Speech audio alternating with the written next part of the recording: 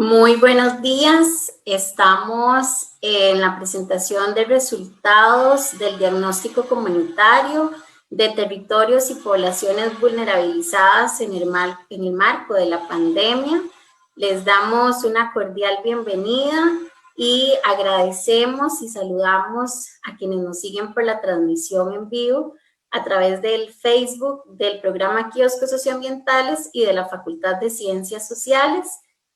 Y bueno, también saludamos muy cordialmente a quienes nos acompañan en esta sesión, a la señora vicerrectora Marisol Gutiérrez, a la señora decana de la Facultad de Ciencias Sociales Isabela Bendaño, al director del Centro de Estudios e Investigaciones Políticas Andrés León y al coordinador del programa Kioscos Socioambientales José Mora.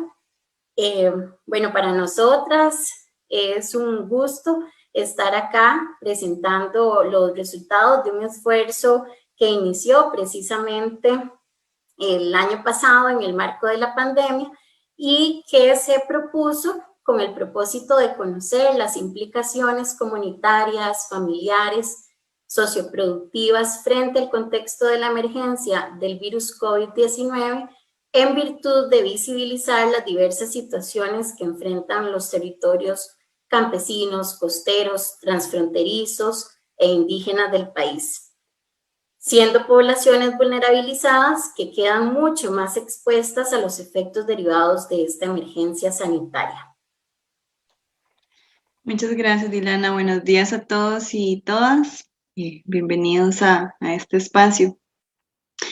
Y pues sí, para nosotros es una alegría poder presentar estos resultados de un esfuerzo por poder adaptarnos como universidad a las circunstancias al inicio de esta pandemia y poder seguir planteando nuestros procesos de trabajo con las comunidades de acompañamiento de formas más creativas y formas que puedan atender a las diferentes emergencias y a las necesidades que siguen dándose en los territorios. Entonces, el día de hoy les traemos los resultados más grandes del diagnóstico, con la idea también de hacer más bien un encuadre y contarles un poco cómo fue el proceso y que luego puedan conocer ya más a fondo en el informe, pues todo el trabajo que se realizó. Y les queremos presentar también uno de los productos que realizamos en el marco de este proceso, que es una radionovela. Mucho de la mano con la propuesta ético, política y metodológica que realizamos y que elegimos en conjunto, muy planteadas de la educación popular. Es importante mencionarles que en este proceso participaron muchos más proyectos. Sin embargo, Dilana y yo estuvimos a cargo de la coordinación, entonces también extender nuestro agradecimiento a todas las personas, docentes y estudiantes que fueron parte de esto. Para iniciar nos gustaría darle el espacio a la señora Marisol Gutiérrez Rojas, la vicerrectora de Acción Social. Muchas gracias. Muy buenos días a todas las personas que nos acompañan en esta actividad. Un saludo especial a don Isabel, a don Andrés, a don José y en particular a Dilana y a Rebeca, que han coordinado este esfuerzo para la universidad, en especial para la Vicerrectoría de Acción Social. Esta es una de las experiencias más gratas en tanto podemos tener aquí un esfuerzo consolidado, importante de incidencia que nos permite a nivel académico hacer una conjunción de esfuerzos interdisciplinarios que nos permite visualizar lecturas y propuestas de resolución a las situaciones que vivimos de manera coordinada. Como bien decía Rebeca, no solo dos proyectos que ellas coordinan estuvieron imbuidos en este esfuerzo, sino también se sumaron otra cartera importante de proyectos que permiten esa lectura interdisciplinaria y permiten que las situaciones que se viven, sobre todo estas asimetrías sociales que se han ido puntualizando violentando cada vez más y evidenciando cada vez más en el marco de esta pandemia, requieren de esfuerzos conjuntos y de soluciones creativas, como bien decía Rebeca. En eso la universidad pues tiene un papel preponderante y debe de ser asertiva en términos de sus lecturas, de sus propuestas y de la interlocución que tenga con distintos sectores. En este caso estamos hablando de poblaciones que han sido históricamente marginadas, poco excluidas, grupos que han sido vulnerabilizados cada vez más. Tenemos que entender que la pandemia nos pone en escena de manera más cruda situaciones estructurales. No es que ahora aparecieron con la pandemia. Hay un recrudecimiento de esto porque tampoco hemos tenido políticas consecuentes y sobre todo seguimiento a esas políticas que nos permitan atender los problemas que vivimos. Rebeca y Dilana decían al inicio, bueno, esto que hemos hecho representa un esfuerzo ético, político y metodológico. Y en esa metodología recordemos que tiene que haber siempre una parte dedicada a la evaluación. Es decir, tenemos que estar siempre mirando qué es lo que estamos haciendo, cuál es la incidencia que tiene lo que estamos haciendo, si estamos logrando lo que nos hemos propuesto, cuáles son los resultados de esto. Y esa cultura de evaluación permanente que nos lleva también a concluir en una rendición de cuentas es una cultura que hay que construir y que podríamos decir que estamos en buena medida ayunos de ella. Eso falta, ¿no? A nivel nacional, a nivel universitario también hay que ser autocríticos. Quedan algunas cosas pendientes y en este sentido, pues el esfuerzo que se ha hecho en esta articulación tan importante creo que responde de manera muy exitosa al ser consecuente entre lo que se dice, se piensa y se hace en términos éticos, políticos y metodológicos. Creo que este diagnóstico, al poner en acción proyectos que están en el marco de la acción social, también evidencian y subrayan, yo diría sobre todo que subrayan esa evidencia que hay del papel estratégico que tiene la acción social, sobre todo en momentos como los que vivimos, cuando tenemos una crisis de institucionalidad, cuando se empiezan a abrir más las grietas que tenemos en términos de los compromisos y las corresponsabilidades que debemos asumir. La acción social se sitúa en un papel tremendamente estratégico y sobre todo cuando estamos hablando de acción social en ese diálogo también con la educación popular. Es decir, en la oportunidad que tenemos de reforzar el reconocimiento que debemos hacer de ese otro distinto de nosotros, el reconocer la condición de sujeto que tienen las otras personas con las que interactuamos, de sujetos de derechos, de reconocer la dignidad humana, de reconocer que la vida tiene que ser una vida vivible. Y eso significa construir las condiciones necesarias para eso. La acción social se cimenta casualmente en ese reconocimiento del otro, se cimenta casualmente en ese fortalecimiento de las capacidades conjuntas, tanto las que nosotros tenemos desde el espacio universitario, en este caso, a partir de la formulación y la ejecución de proyectos como los que nos tienen acá, hoy conociendo este diagnóstico, y se sustenta también en esa articulación que permite un trabajo conjunto, un trabajo articulado, un trabajo solidario, que tal vez son de los principios y las cualidades que en este momento se ven más violentadas, porque toda la dinámica nos lleva a un comportamiento, a una actitud que es más de compartimentos estancos, es más individualista, es menos proclive a la solidaridad en el sentido que señalaba anteriormente de reconocernos en este colectivo y de reconocer los saberes que cada quien tiene y que son tan válidos como los saberes académicos. Entonces, desde el espacio de la acción social, creo que aquí el cometido que han emprendido estos proyectos se ve potenciado y se ve claramente, exitosamente recuperado y concretado.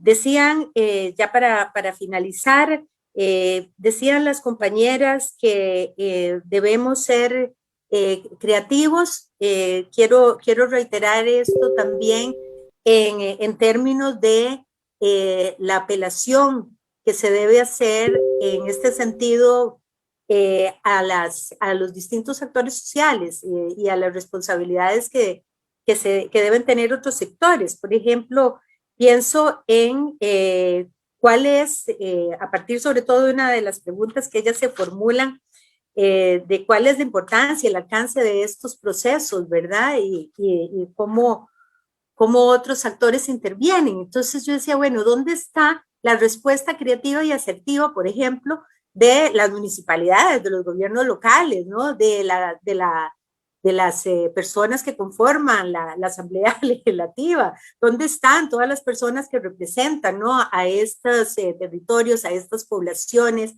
a las personas con las que compartimos y convivimos en el espacio geográfico que denominamos Costa Rica?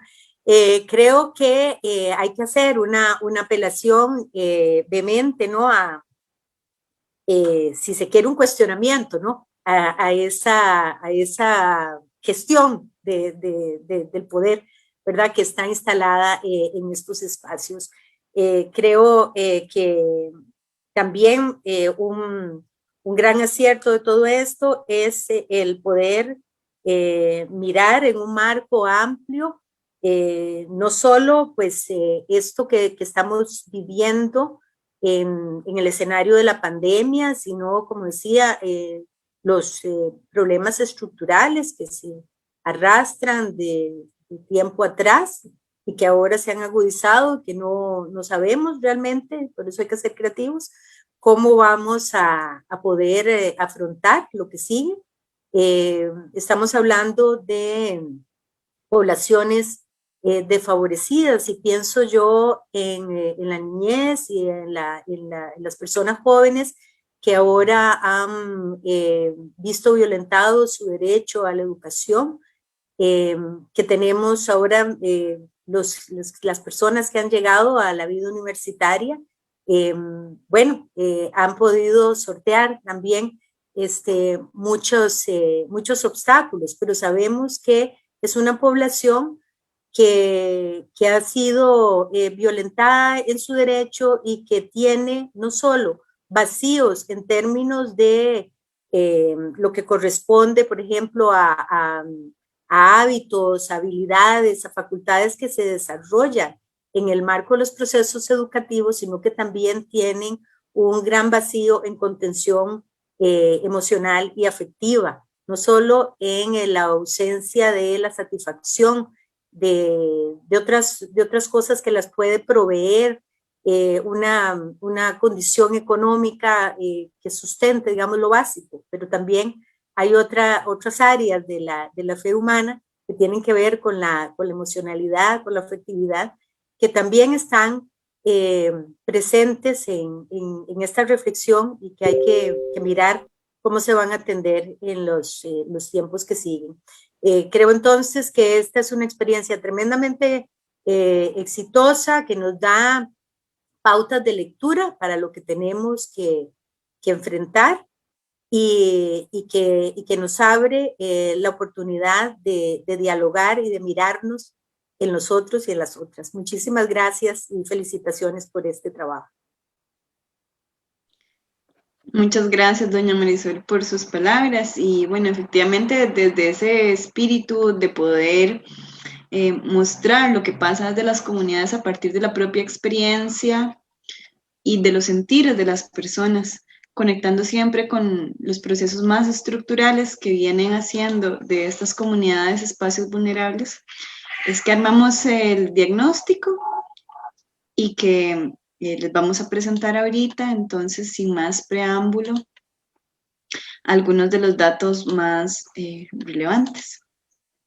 Entonces, bueno, importante mencionar como inicio que este diagnóstico se realiza en conjunto con otros proyectos, como lo decíamos al inicio, proyectos de acción social principalmente. Acá el papel de los trabajos comunales universitarios es muy importante, pero también proyectos de extensión docente, proyectos y actividades de investigación en relación acá con el Centro de Investigaciones y Estudios Políticos. El CIEP también tuvo una participación importante, e iniciativas de docencia, sobre todo de la Escuela de Trabajo Social. Esta iniciativa termina siendo un espacio donde confluimos muchos proyectos de ciencias sociales. Entonces también tiene esta virtud de unir las tres áreas sustantivas del conocimiento y de ser interdisciplinario dentro de la facultad, que además la facultad nos apoyó en todo momento en la realización. Entonces, bueno, ¿qué hacemos frente a una pandemia que no tenemos idea cómo atajar? ¿Qué sucede entonces cuando tenemos procesos que ya vienen con las comunidades, procesos de trabajo y de acompañamiento, y en este marco donde todo queda inmovilizado, pues nos surgió esta gran pregunta sobre qué hacer y cómo atenderlo? Entonces, bueno, una de las primeras necesidades que nosotros encontramos fue sostener el vínculo con estas personas, a pesar de que nosotras también estábamos en una situación de incertidumbre, y cuando digo nosotros me refiero también a los proyectos y a la universidad en general. Sí era importante no abandonar lo que traíamos y que además existiera un espacio para esas voces, donde se pudiera contar lo que estaba sucediendo a partir de estas personas. Entonces, de acá la compañera Dilana surge con esta idea y la propuesta del diagnóstico comunitario, donde nos convoca a varios proyectos y a varias personas que podemos tener interés en estas formas de trabajo, y ya le damos más forma y planteamiento al diagnóstico como tal. Entonces, en un primer momento, al tomar la coordinación de este proceso, presentamos la iniciativa a las diferentes instancias y conjuntamente se empieza a generar un diagnóstico, un cuestionario para poder conocer lo que está pasando con estas personas. ¿De dónde salen estas personas? Pues son precisamente las poblaciones, los vínculos que ya teníamos en las comunidades, y ese va a ser el principal criterio, con quienes ya trabajamos. En un segundo momento, ya logramos hacer la aplicación de este cuestionario a través del apoyo de estudiantes de TCU, que además esta fue una medida para saber cómo seguíamos haciendo estos procesos, cómo se hace un TCU desde la casa, desde la virtualidad, sin contacto con la gente. Y bueno, pues entonces podemos tener contacto a través de llamadas, de entrevistas, de conocer a través de audios, de videos, de actividades públicas lo que está sucediendo en esos territorios.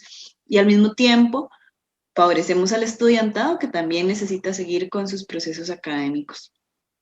Un tercer momento es el análisis de la información y la elaboración de materiales comunicacionales, ¿verdad? Con el fin de que exista un intercambio, de socializar lo que está pasando y de romper con esta lógica valle centralista que era el enfoque durante todo el inicio de la pandemia, ¿verdad? Estas afectaciones se veían mucho desde la óptica de la GAM. Y pues las personas acá convocadas más bien tenemos la tendencia a trabajar en el mundo rural, en los espacios campesinos, costeros e indígenas. Entonces, pues también circular otras visiones y otras formas en las que se está viviendo esta pandemia. Y finalmente, la última etapa esta, que es la difusión de la información dentro y fuera de las comunidades y dentro y fuera de la universidad.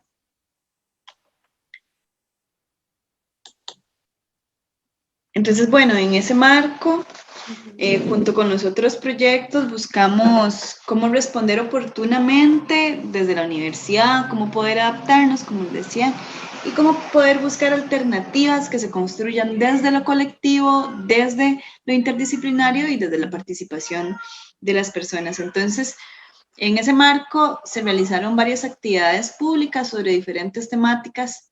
Estos diálogos con la gente en los territorios sobre los impactos en los territorios costeros, sobre los derechos laborales y el agronegocio, sobre los territorios indígenas y sobre el tema de frontera, migración y pandemia. Entonces, bueno, acá también es importante resaltar que temáticamente le dimos un abordaje desde lo laboral, desde lo familiar y desde lo comunitario, y a esto responden estas actividades que vienen siendo también un complemento al cuestionario aplicado, ¿verdad? Para poder profundizar más desde lo cualitativo, más desde la experiencia. También se conjugó en un espacio para poder comprender las afectaciones, pero al mismo tiempo realizar denuncia, ¿verdad? Poder hablar de qué es lo que venía ya sucediendo en estas comunidades que acompañamos y cómo se ve profundizado a raíz de esta pandemia que nos presenta además condiciones bastante más duras y hostiles dentro de los territorios. Y poder compartir las realidades y las alternativas desde los saberes comunitarios. Compartimos tanto las afectaciones como lo que se está haciendo desde la gente. Y aquí es muy importante rescatar lo que doña Marisol señalaba al inicio, del reconocimiento del otro como un sujeto político, activo, con capacidad además de incidir, de tomar acciones, de proponer. Entonces también este intercambio de cómo se ha afrontado desde los territorios, de las cosas que aún hacen falta, de las necesidades que hay, resulta en sí mismo una ganancia para establecer este diálogo entre las diferentes comunidades. Y además nos permite interpelar a los poderes sobre las situaciones que están viviendo estas personas en sus territorios, esas situaciones que les decíamos antes que son estructurales, que se vienen dando, pero que se ven agravadas. Entonces esto nos hace emerger lo que ha sido negado desde muchos espacios sobre las realidades y ponerlo ya de forma visible frente a la comunidad nacional, y también evidenciar que las medidas sanitarias puestas desde el inicio para muchas personas son un privilegio y no una alternativa. Entonces, ¿cómo apoyamos y seguimos trabajando con estos sectores? Termina siendo el reto que queremos solventar desde acá. Entonces, bueno, en cuanto a la selección de las comunidades, como les decía antes, no trabajamos con muestras representativas, sino que más bien el criterio de selección eran las comunidades, poblaciones y agrupaciones con las que ya trabajaban los proyectos vinculados. Entonces, aquí podemos ver en este mapita los cantones en donde tuvimos respuestas. Cabe mencionar que principalmente tuvimos la mayor parte de respuestas en Alajuela y Punta Arenas, precisamente por la naturaleza de los proyectos que estaban trabajando en estas zonas. Y bueno, y como decía anteriormente, también aquí queda claro esta ruptura con la lógica valle centralina para poder hablar de estos territorios costeros, campesinos e indígenas. Y en cuanto a la distribución por sexo de la muestra, pues participaron principalmente mujeres. Podemos ver que es un 73% de las 105 personas que fueron entrevistadas. Y esto también se debe a que estas personas son el principal vínculo que tenemos quienes ejercemos los proyectos de acción social, ¿verdad? Hay una feminización del cuidado, de los procesos comunitarios, de sostener esto que es común para poder seguir reproduciendo la vida dentro de los diferentes territorios. que también aquí cabe señalar, pasa un poco lo mismo con la acción social, ¿no? ¿Verdad? Estas labores que sí tienen un carácter de género a final de cuentas. Entonces le doy la palabra a mi compañera Dilana para que nos comente sobre las implicaciones familiares. Perdón. Permítame un poquito, nada más. Bueno, sumado a esto que ya Rebeca ha comentado, ¿verdad? Muy claramente,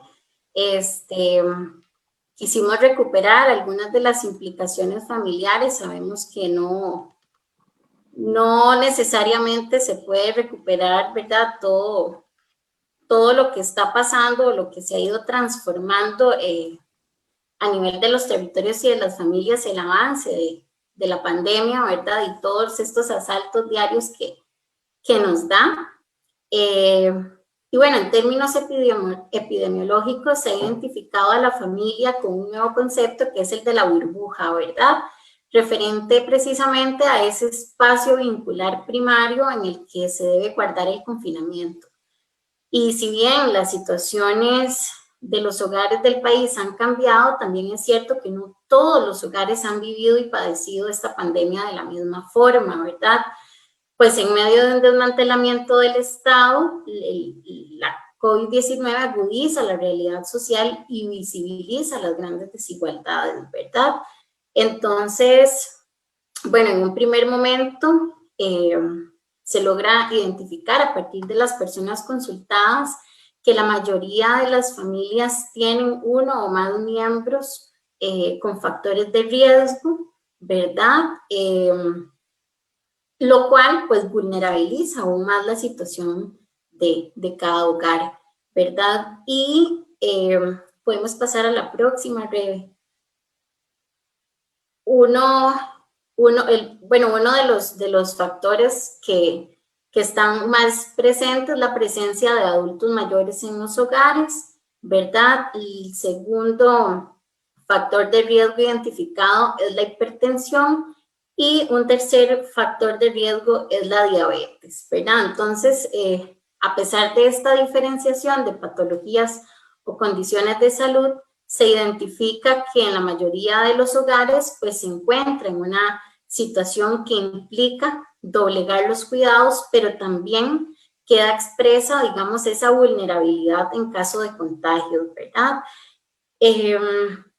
Por lo que, digamos, no solo o sea, porque si recordamos, ¿verdad? No solamente se cuarentena la persona que está siendo afectada, que está contagiada por el COVID, sino también, pues, eso tiene resonancias, ¿verdad? Dentro de toda la familia que también tiene que guardar ese confinamiento. Entonces, se generan así cambios muy abruptos en su cotidianidad y en la mayoría de los casos se presenta una falta de ingresos para solventar las necesidades familiares, principalmente por ser las personas proveedoras las que, digamos, se contagiaban o se contagian primero por ese vínculo laboral que tienen fuera de la casa, ¿verdad? Si quiere pasamos a la siguiente, Rebe. Y aquí, pues es muy importante ver esta cantidad de personas que cuentan los hogares consultados, ¿verdad? Como podemos ver, el 26% de estos hogares cuentan con 4 personas, 21% con 6 personas o más y el 20% con 5 personas. Es decir, son hogares muy grandes, ¿verdad? Que, como decía antes, hace esto que se puedan, o sea, que haya más riesgo, que haya más posibilidades de contagio, pero que también las familias se enfrenten frente a eso, a un confinamiento que, ¿verdad? Que les va a llevar o que les ha llevado a vulnerabilizar aún más el empobrecimiento que se identifica en estos territorios. ¿Verdad? Podemos seguir con la otra. Y otro elemento a nivel familiar, otros elementos son los factores psicosociales, ¿verdad?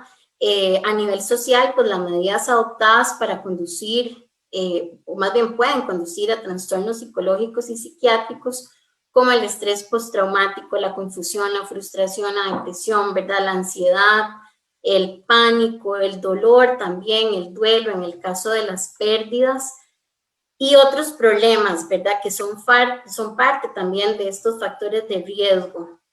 Y nosotras quisimos recuperar un poco el testimonio de doña Ana Cecilia de Manzanillo, ¿verdad? Que ella dice, todo eso que se ve en Facebook y las noticias me han tenido con mucho miedo, solo la fe en Dios me ha ayudado, ¿verdad? Y este es otro elemento muy importante que logramos identificar, cómo la gente frente a ese miedo, a esa ansiedad, a esa desconfianza e inseguridad, frente a un contexto completamente desconocido, ¿verdad? Pues se vale de esa creencia religiosa y de la espiritualidad para poder sostenerse y poder salir adelante y llevar a cabo las actividades cotidianas en la medida de lo posible, ¿verdad?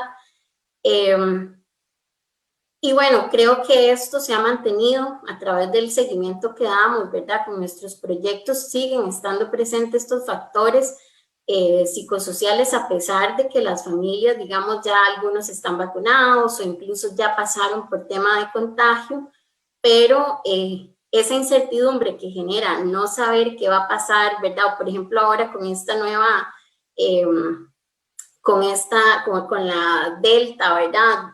La gente sigue como muy asustada y sigue siendo este tema de la religión y de lo espiritual fundamental para sostenerse.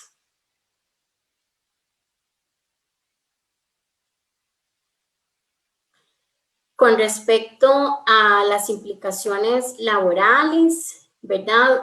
Bueno, sabemos que este contexto se caracteriza por la desaceleración económica y la ralentización o reversión de las mejoras laborales que en algún momento se han logrado, ¿verdad? Años anteriores, pero donde también persisten características estructurales presentes antes de la pandemia que están asociadas con una alta informalidad laboral, con rezagos en la productividad, con bajos salarios, con significativas brechas salariales, con debilidades en los sistemas de protección social y de salud, en cuanto a cobertura y a suficiencia, ¿verdad?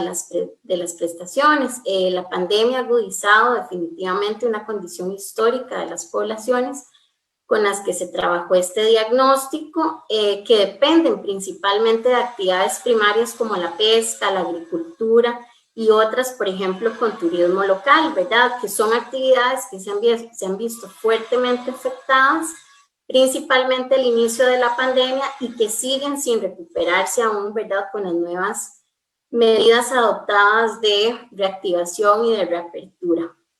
Si quieren pasamos breve a la siguiente.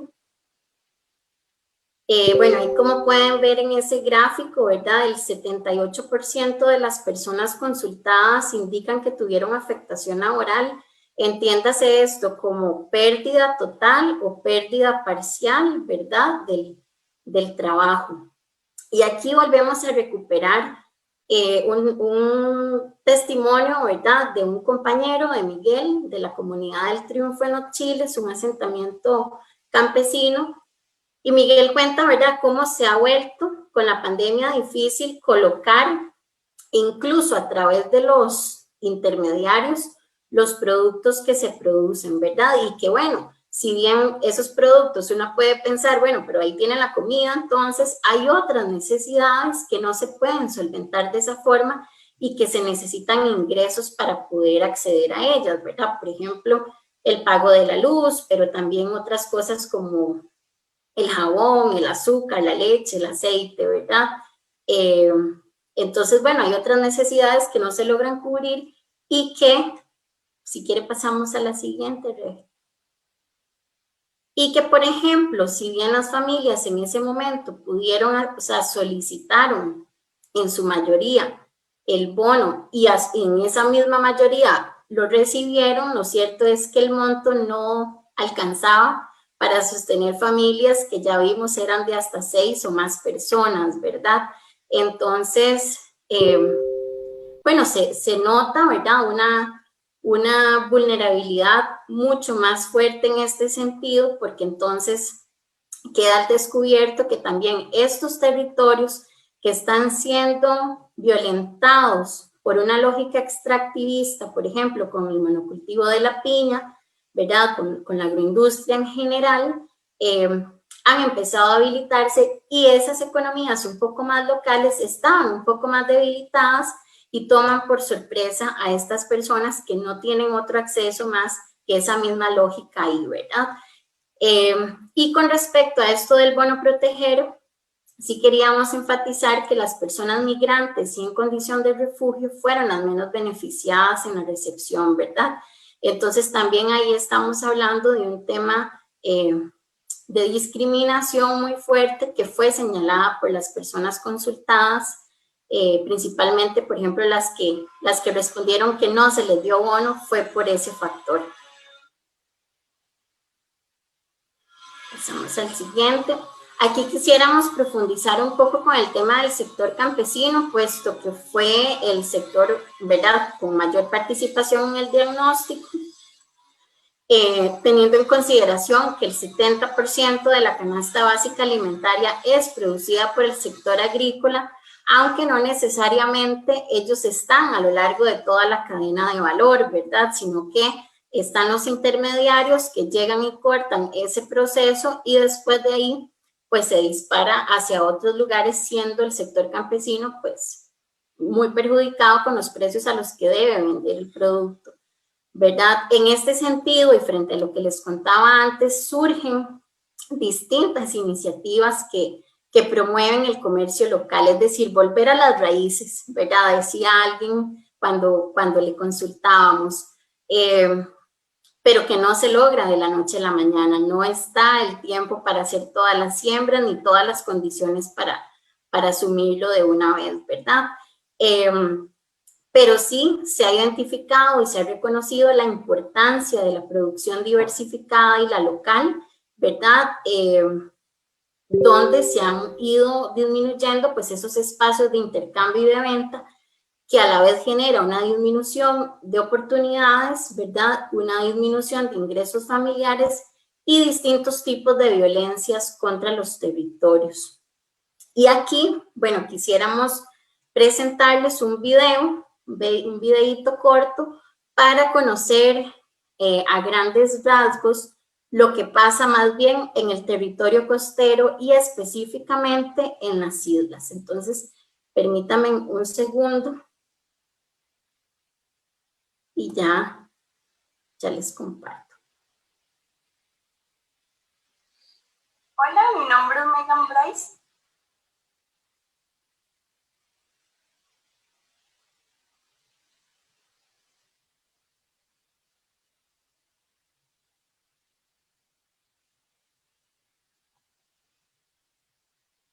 Hola, mi nombre es Megan Bryce, soy estudiante de la Escuela de Trabajo Social de la Universidad de Costa Rica.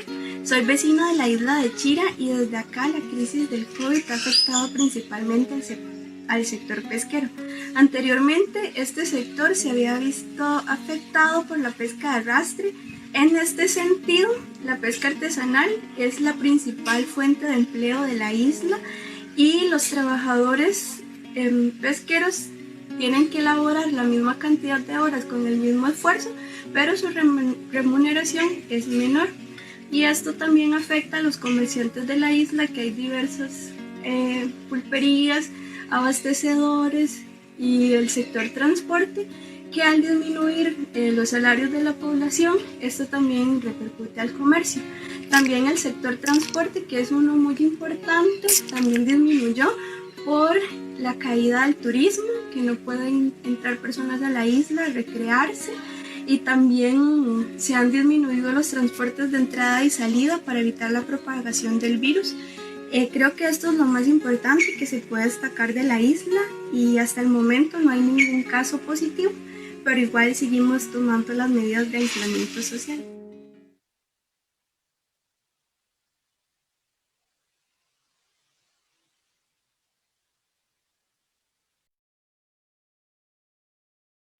Muchas gracias. Y bueno, con el testimonio de la compañera también podemos ir viendo los diferentes sectores en estas afectaciones que nos venía comentando Dilana. Y en términos de este eje de lo laboral, en el sector de agroindustria creo que fue donde se vio más sonado los casos a nivel nacional, ¿verdad? Con respecto a estas problemáticas por las condiciones de irrespeto y de incumplimiento a los derechos laborales principalmente. Entonces, bueno, importante mencionar que en este sector de la agroindustria hay dos grandes afectaciones alrededor de la pandemia. La primera tiene que ver con los derechos de las personas trabajadoras y la segunda tiene que ver con la xenofobia. Entonces, con respecto a la primera, me permito leer esta cita que tenemos acá de uno de los diálogos que generamos de estas actividades públicas con un representante sindical de CITRAP, con don Didier Leitón, que nos decía: el sindicato culpa a las empresas por el aumento de contagios, como ejemplo de lo que está pasando. Un muchacho trabajador de la bananera tenía síntomas y aunque él le pidió poder irse a la casa a su jefe, no quiso atender su petición, más bien lo puso a terminar su trabajo y luego salió positivo con el virus. Cuando llega al Ministerio de Salud, las empresas tratan de actuar superficialmente en sentido de no demostrar lo que sucede dentro de las empacadoras.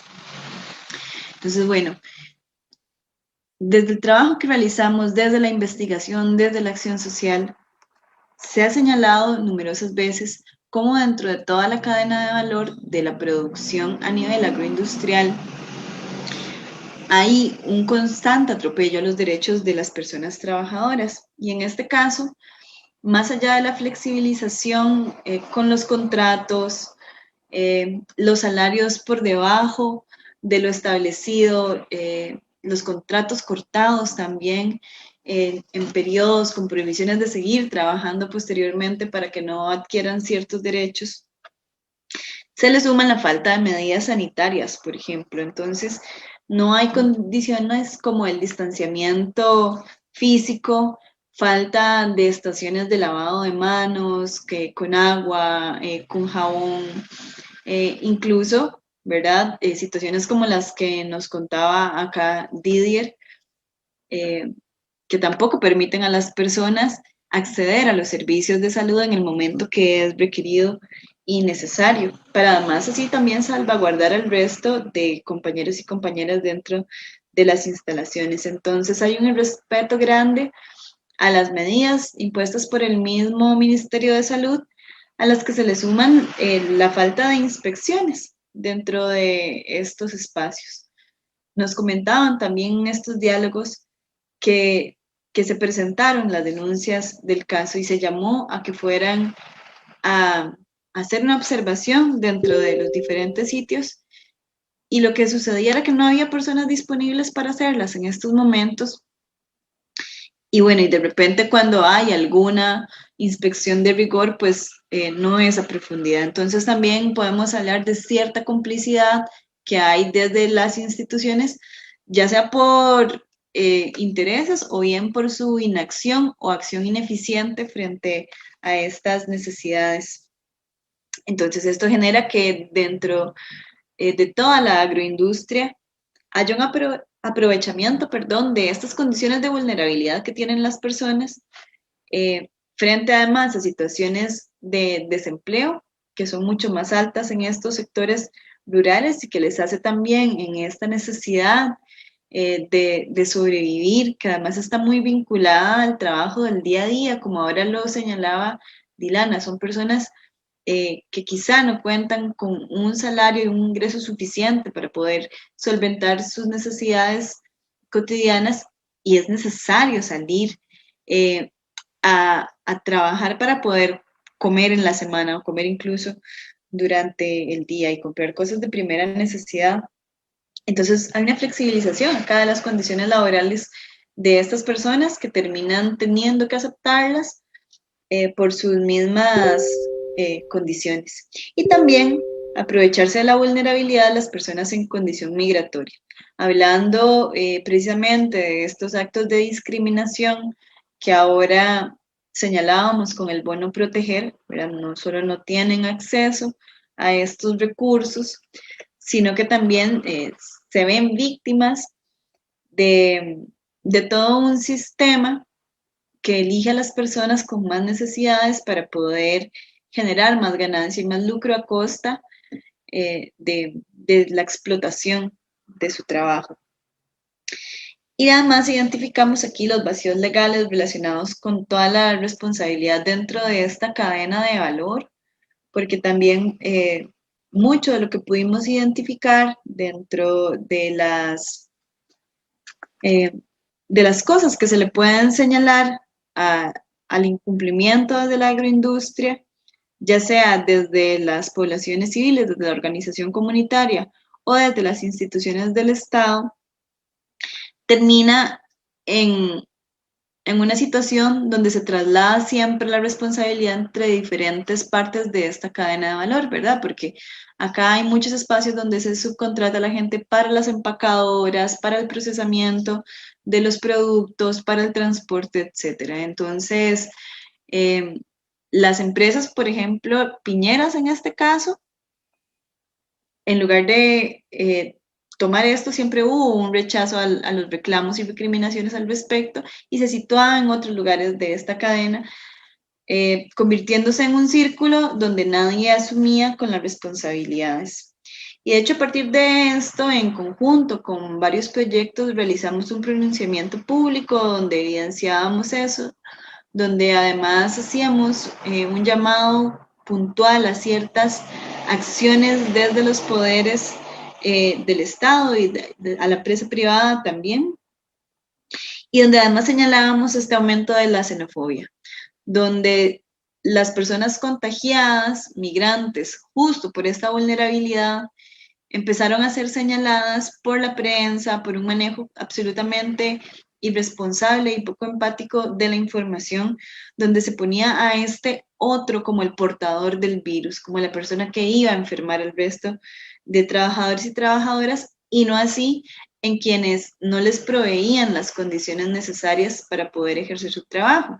Y esto puso sobre el ojo de la opinión pública a nivel nacional cómo es que se trabaja en estos sectores, porque aquí ya quedaba claro que esto ha sido constante durante los últimos 30 años, por lo menos, la participación de personas migrantes que vienen estacionalmente a trabajar en la recolección de café, en la piña, en los naranjales y en todas estas dinámicas transfronterizas que a final de cuentas benefician a estas grandes empresas ancladas a un capital transnacional, en detrimento además no solo de estas condiciones laborales y ciudadanas, sino que también de la soberanía alimentaria.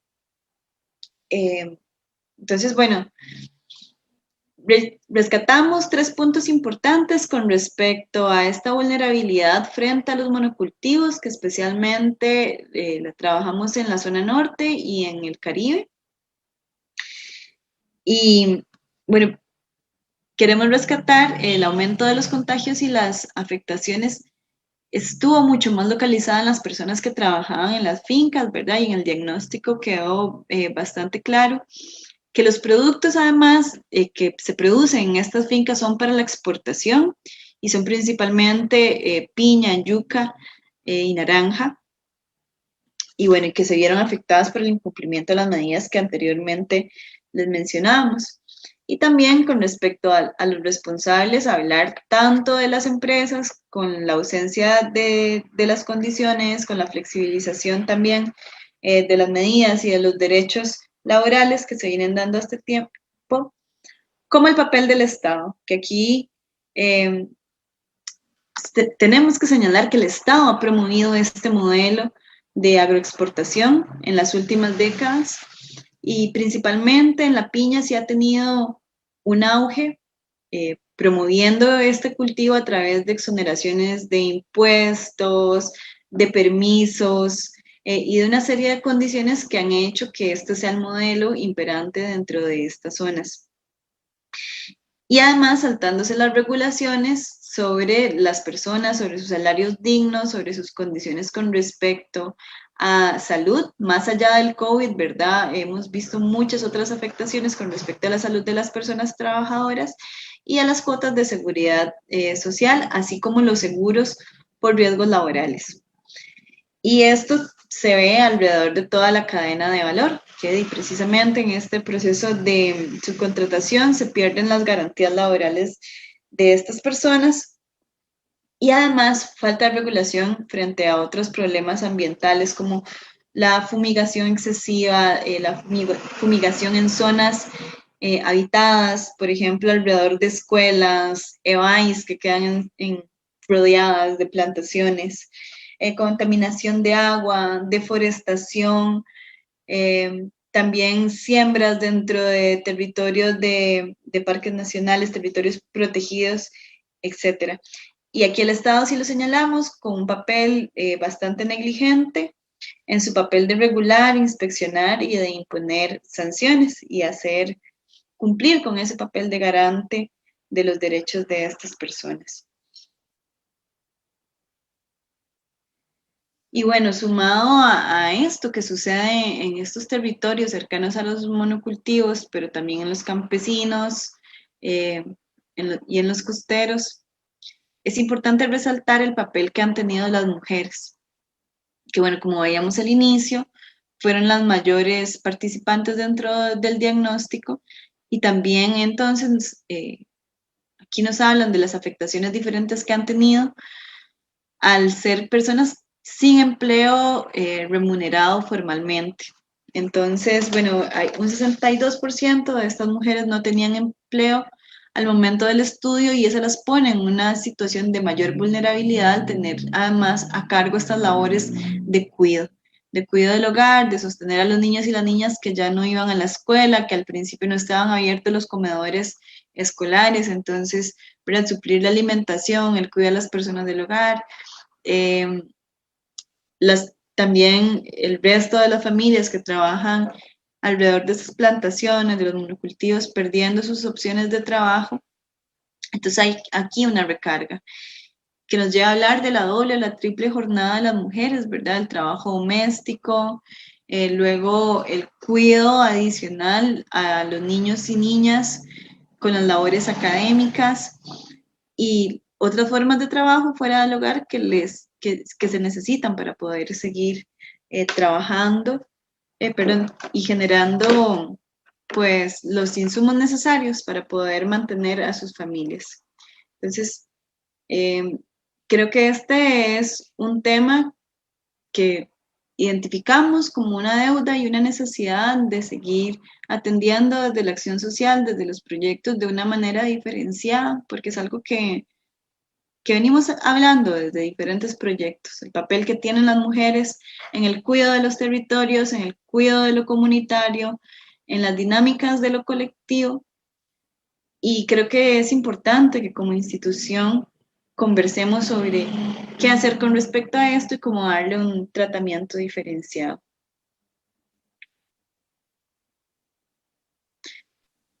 Y bueno, vinculado a esto, otro de los elementos que queremos rescatar es el tema de los extractivismos que operan sobre estos territorios, ¿verdad? Principalmente en este afán por privatizar, apropiarse y comercializar bienes comunes, ¿verdad?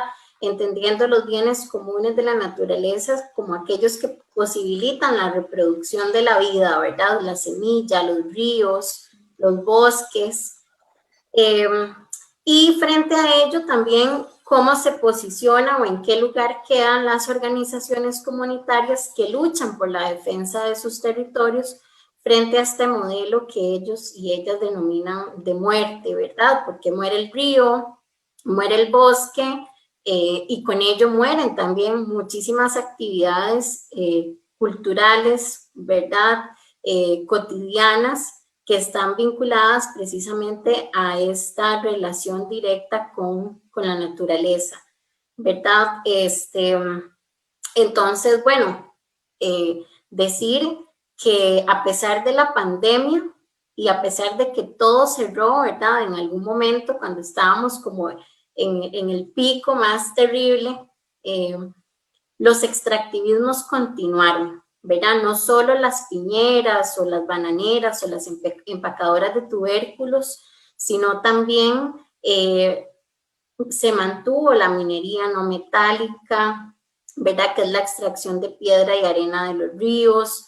Se mantuvo también muchas otras actividades que van en este sentido de estar extrayendo. Incluso, por ejemplo, en plena pandemia, PNUD saca una convocatoria para un montón de ofertas laborales para implementar el programa Red Más, ¿verdad? Que es un programa que busca desposeer a los territorios, principalmente los indígenas, de su bosque, con la intención de cuidarlos, ¿verdad? Para la producción de dióxido de carbono, etcétera, pero resulta que no es así, ¿verdad? Entonces vemos cómo se aprovechan también de la pandemia para seguir profundizando esos tentáculos, ¿verdad? Que no solamente son capitalistas, sino que también tienen una raíz colonial y, por supuesto, patriarcal. Y que se profundiza y no hay forma de detenerlos en plena pandemia. Las organizaciones comunitarias también se ven un poco imposibilitadas porque, bueno, finalmente, aunque hay una lucha de por medio y aunque hay una intencionalidad de resistir frente a esta expansión extractivista, lo cierto es que hay una cuestión de cuidado, y no solo cuidado familiar o personal, sino cuidado de lo colectivo, ¿verdad? De hecho, yo me acuerdo conversar con unas señoras de la costa, ¿verdad? Y ella decía, Dila, nos tenemos que cuidar porque si no, cuando vuelva la normalidad, ¿quiénes vamos a enseñar a luchar? ¿Verdad? Y para mí eso fue muy fuerte porque yo decía, claro, porque entonces una se siente maniatada, ¿verdad? Si nosotros nos sentimos aquí maniatados, que con la virtualidad, que la brecha, que tal, imagínese ver que están saqueando el río, que están saqueando el bosque y no poder realmente reaccionar a esa rapidez de los extractivismos porque hay una cuestión sanitaria que lo impide, ¿verdad? Entonces, yo creo, y tal vez ahí podemos pasar a la otra filmina, yo creo que es importante reconocer esta situación, decir que los extractivismos y los conflictos socioambientales como tal no se detuvieron, no se han detenido con la pandemia, incluso podríamos hablar de que se han agudizado y que uno de los bienes comunes que más afectado ha sido es el agua, ¿verdad? Por ejemplo, con el tema de la contaminación de las plantaciones, ¿verdad? Con la falta de agua incluso dentro de estas plantaciones para que las personas puedan tener, bueno, ya lo decía Rebeca, las medidas sanitarias, ¿verdad? Y un acaparamiento de estas empresas, lo que hace que los territorios quedaran pues más expuestos, ¿verdad? No solo a contagios, sino a este cercenamiento, ¿verdad? De un recurso vital para la vida cotidiana. Y podemos pasar a la siguiente. Sí. Que ahí un poco, bueno, recuperar, ¿verdad? Lo que venía diciendo, que la organización comunitaria también se ha tenido que enfrentar en este sentido a ser creativas y creativos, ¿verdad? De cómo seguir la lucha desde el confinamiento. Entonces, por ejemplo, yo pongo un caso, el caso de la organización que se llama Alianza de Comunidades por la Defensa del Agua en Punta Arenas, que recoge a diferentes comunidades de la costa, ¿verdad? Del Pacífico Central, pero que no podían movilizarse, ¿verdad? Y implementan un mecanismo de monitoreo y seguimiento de los ríos a través del chat que hay, ¿verdad? De todas las comunidades. Entonces, si bien no es responder directamente, es una forma de mantener la lucha viva, de mantener el vínculo entre sí, ¿verdad? Y de ir pensando en clave de desafío cómo a nivel organizativo se deben ir preparando o ir construyendo formas alternativas de organización, ¿verdad? Claro que quizá para agregarle a esto estas formas creativas de organizarse y de mantener estas luchas vivas, eran algunas de las experiencias que nos interesaba compartir, porque no había que socializar solamente las afectaciones. Y a propósito de cómo esto ha incidido a nivel personal y psicoemocional, sino también rescatamos mucho nuestra labor de sostener, construir y visibilizar los espacios de esperanza y de alternativas, porque existen y porque hay cosas que se están haciendo. Y en momentos tan álgidos es esencial que existan estas luces, que las podamos ver, que son las propuestas de las mismas personas, que son estas mismas maneras de seguir cultivando y reproduciendo la vida dentro de los territorios. Sí, y precisamente hablando de territorios, los territorios indígenas tampoco cesaron su defensa y recuperación, ¿verdad? No solo de tierra, sino de lo que implica territorio, ¿verdad? Y en ese sentido, pues nosotras no queremos hablar al respecto, sino que vamos a presentarles un segundo video de una compañera indígena que precisamente nos habla de esta situación.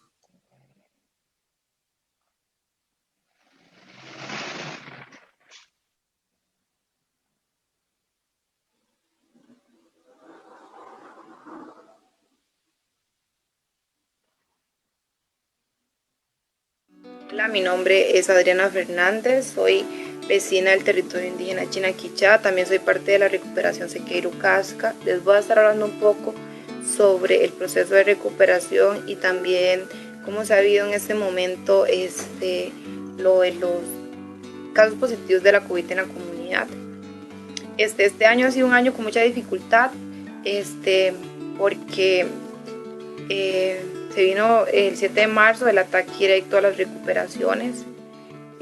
Unos compañeros perdieron sus casitas y también sus bienes que tenían, sus siembros. También luego se vino lo que se iba a dar el desalojo a Conojú. Fue algo muy angustiante, porque en ese momento uno se sorprende mucho, porque uno diría que eso no puede suceder en un territorio. Sin embargo, se dio la notificación, gracias a Dios, no sucedió. Y luego se sigue dando lo que son las amenazas y señalamiento hacia las recuperaciones.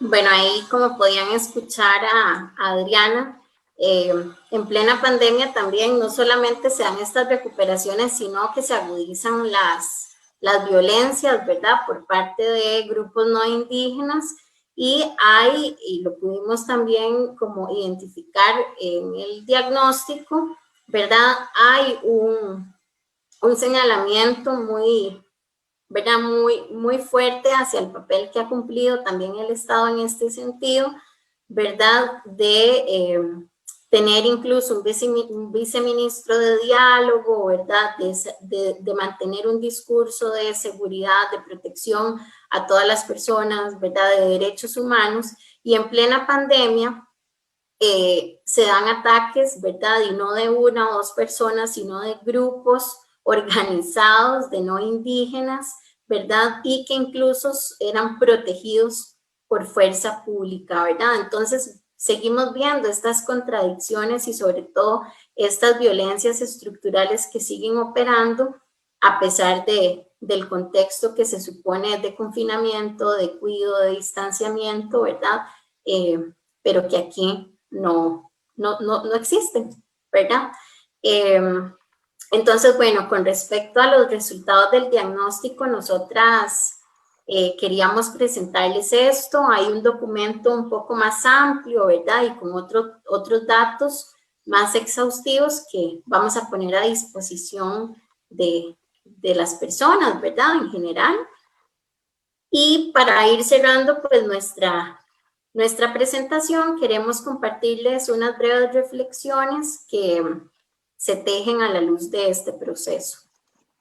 Ok, Sí me parece importante resaltar que ante todo esto que mostramos, las comunidades siguen solicitando y demandando la presencia de la universidad en los territorios y el acompañamiento a todas estas situaciones, que por supuesto se ha visto ralentizado y se ha visto obstaculizado por las mismas condiciones sanitarias, pero que sí es necesario que nos pongamos ahorita a dialogar qué pasa, qué sigue, cuáles prioridades tenemos como acción social, como facultad y a final de cuentas como universidad, y empezar a trazar líneas conjuntas, ¿verdad? Porque de repente las decisiones internas de cada proyecto suman, pero no tanto como podrían sumar ciertas directrices a nivel institucional y ciertos planes más grandes para poder atajar las cuestiones más necesarias. Entonces, bueno, antes de pasar ya al cierre con las reflexiones finales, queríamos presentarles 2 episodios de uno de los productos que generamos a partir de esto. Y como les hablábamos desde el inicio, nuestro enfoque viene desde la educación popular. Y nos interesaba hablar de esto, pero además compartirlo y hacerlo llegar a diferentes personas.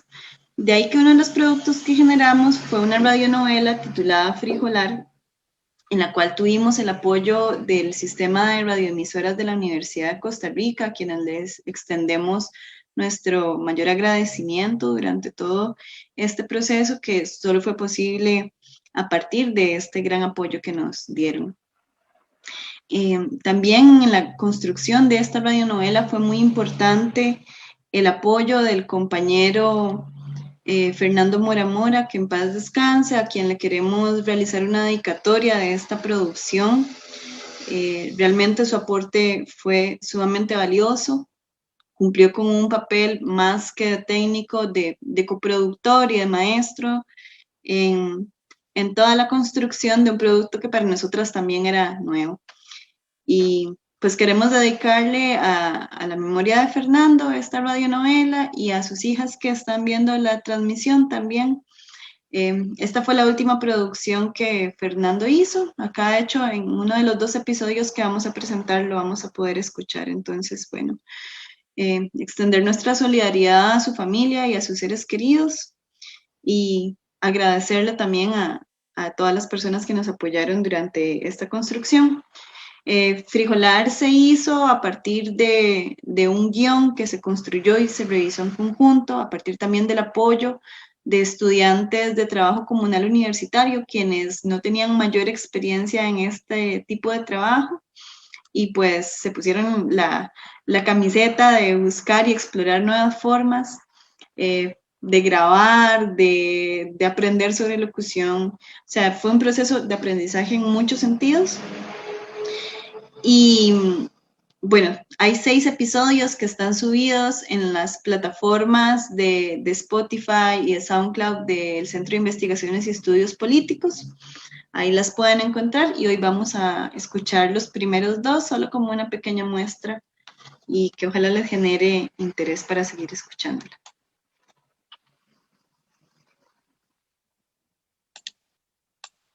Ay, un momento, sonido.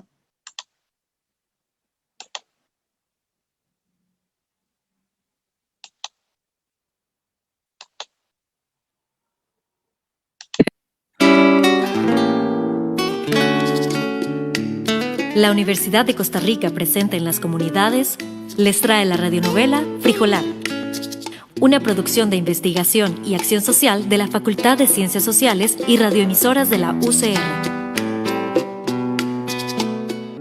Frijolar fue realizada gracias a las experiencias de las personas de las comunidades con las que nos vinculamos. Cuando se seque la planta que regabas, seguirá el amor. Cuando no hiera el algodón la espina, seguirá el amor. Cuando te sientas sola en otras tierras.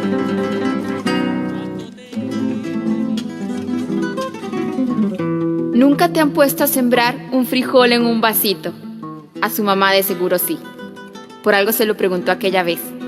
Antes, en las escuelas daban clases de agricultura o eran clases de ciencias donde usaban ejemplos de agricultura. Lo cierto es que a los huilas antes los ponían a sembrar un frijol en un vasito. Un vasito de Herbert, le dijeron, y había que describir lo que pasaba. Un frijol germinando, atrapado en el vasito, como pornografía de la vida. Diay, ¿qué se te olvidó? Me acordé que no llevaba el cargador del teléfono. Ahí en Recife fijo alguien me presta, pero qué pereza andar pidiendo. Apúrese, ya son las 7:30 y a ese chofer de las mañanas le gusta irse antes. Me avisa cuando llega. Ay, sí, Liliana, sí. No me digas Liliana, soy tu mamá, cabrón. El hijo a la U. Estaba terminando la tesis. Le faltaba poquito. La madre acá, clavada como una estaca en un pueblo caliente donde, según ella, todos son unos cachazudos. Hacía las mejores empanadas y los mejores casados en todo el Pacífico Sur. Organizaba, o al menos lo intentaba, a los vecinos para que entre todos sembraran un frijol en el terreno del banco.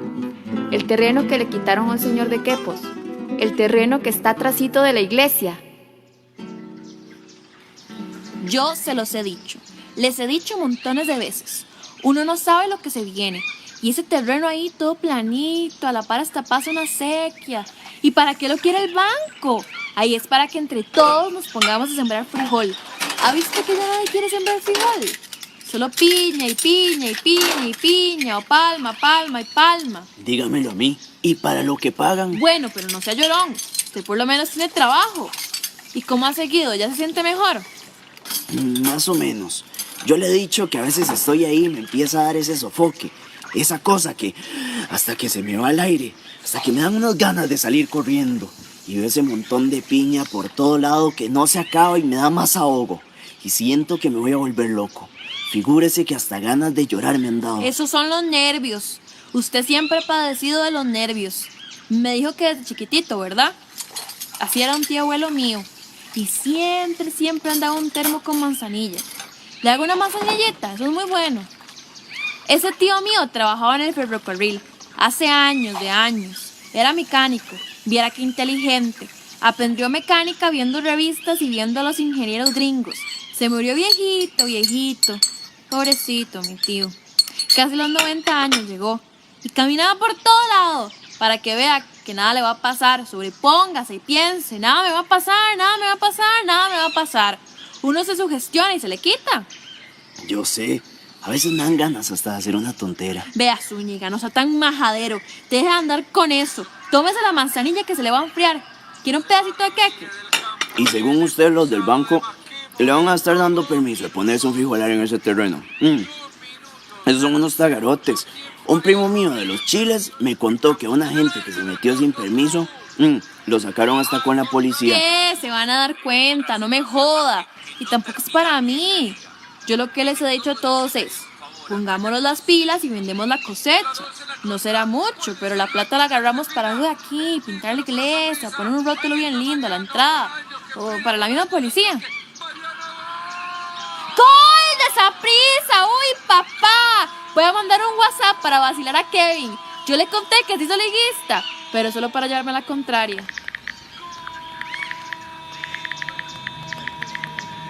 Un día yo iba caminando, venía de Pérez. ¿Ha de creer que tuve que ir hasta allá por unos papeles de Hacienda? Me estaban cobrando un platal que ni le cuento. Bueno, la cosa es que me bajé del bus, fue hace como un mes. Y ahí vi el terreno todo enmontado, todo dejado. Y me dije, qué bonito se vería un frijolar ahí, ¿ah? ¿Ha visto que el frijol tiene la forcilla como escondida? Es como una mariposita, chivisquitica. Mi papá sembraba frijol, de chiquitilla le ayudábamos entre todos a sacar las vainiquillas. Era un vacilón. ¿Hace cuánto murió su papá? Ay, hace años. Que Vito ni había nacido. Y él daba... ay, juepuchi, espérate. Va para 26.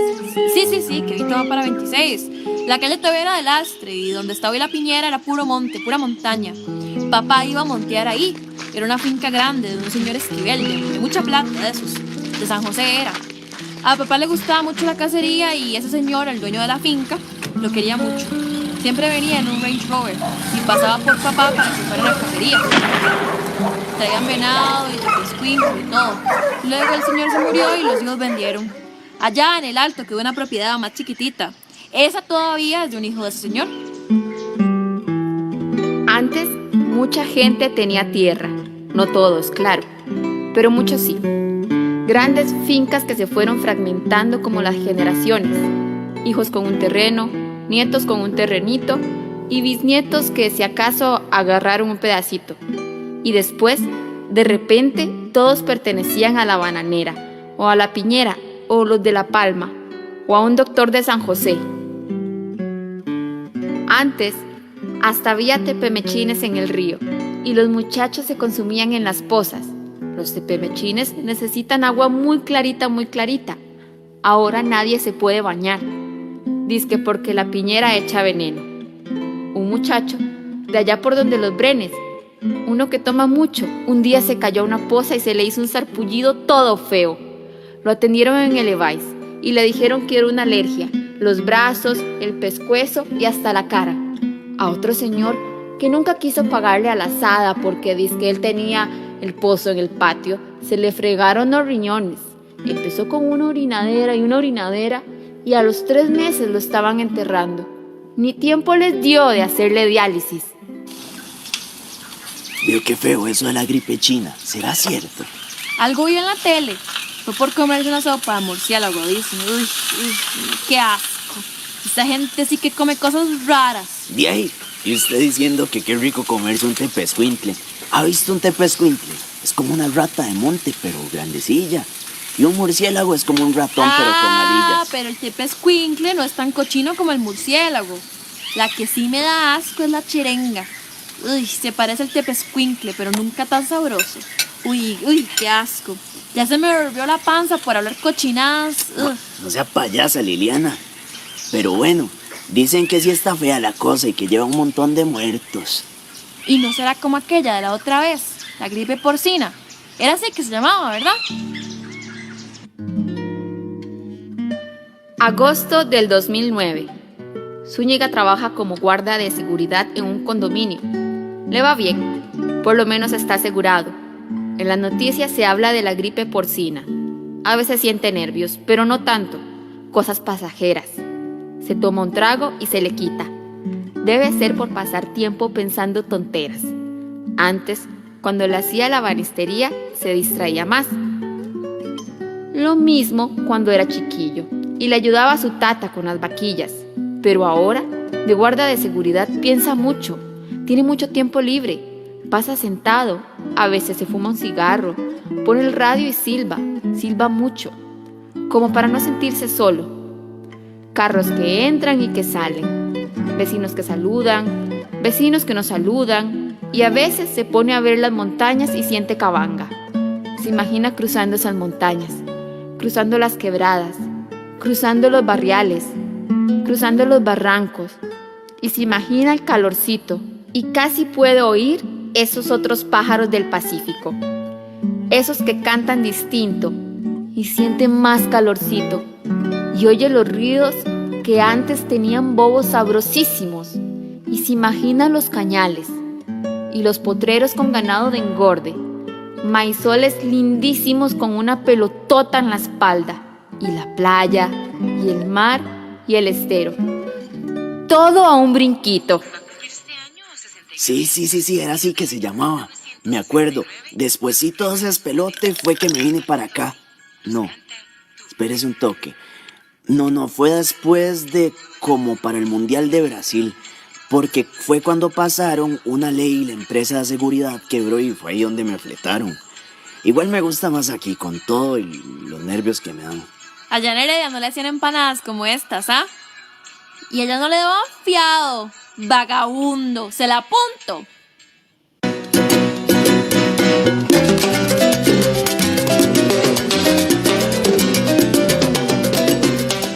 Frijolar es una producción de los proyectos TC 590, TC 666 y radioemisoras de la UCR. Este esfuerzo fue posible gracias a las y los estudiantes de Trabajo Comunal Universitario, al Centro de Investigaciones y Estudios Políticos, al programa Kioscos Socioambientales, al Decanato de Ciencias Sociales y a Manuel Monestel por su música. Agradecemos especialmente a las personas de los territorios que participaron del diagnóstico comunitario en el marco de la pandemia. Seguirá el amor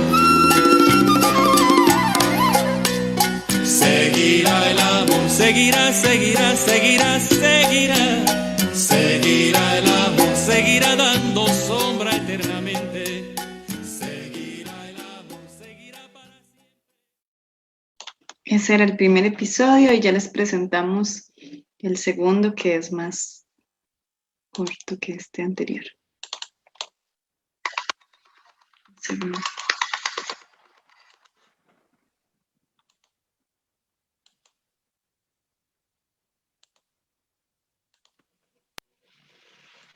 La Universidad de Costa Rica, presente en las comunidades, les trae la radionovela Frijolar, una producción de investigación y acción social de la Facultad de Ciencias Sociales y radioemisoras de la UCR.